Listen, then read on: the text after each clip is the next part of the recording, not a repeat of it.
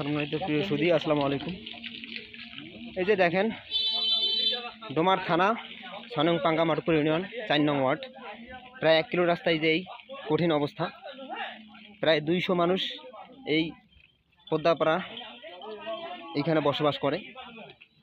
এখন এই যে এই রাস্তায় কিভাবে মানুষ যাতায়াত করবে, এই দেখেন কতগুলো লোক কিভাবে গাড়িটাকে ঠেলায় নিয়ে যাচ্ছে। এখন এই পাড়ার মানুষ ধান চাল ভুট্টা কিভাবে এই রাস্তা দিয়ে নিয়ে যাবে, এক হাঁটু কাদো হয়ে আছে।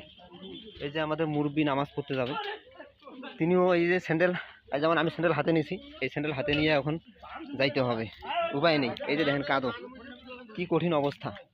এই যে দেখেন, এই যে কত কঠিন অবস্থা।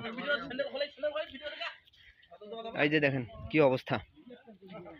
তো আমি আমাদের উপজেলার শ্রদ্ধেয় পিআইও স্যার, ওনার দৃষ্টি আকর্ষণ করে বলছি, উনি অবশ্যই আমাদের এই বিষয়টা খতিয়ে দেখবেন। এই সামনে ব্রিজ হয়েছে, এই ব্রিজ থেকে প্রায় ১ কিলো রাস্তায় এই কন্ডিশন। তো ওনারা অবশ্যই আমাদের এই দুর্ভোগ থেকে, আল্লাহ পাকের দয়া, আল্লাহ পাকের রহমতে দুর্ভোগ থেকে আমাদেরকে অবশ্যই পরিত্রাণ দান করবেন ইনশাআল্লাহ। এই যে, তো আপনারা সবাই ভালো থাকবেন। আল্লাহ হাফেজ।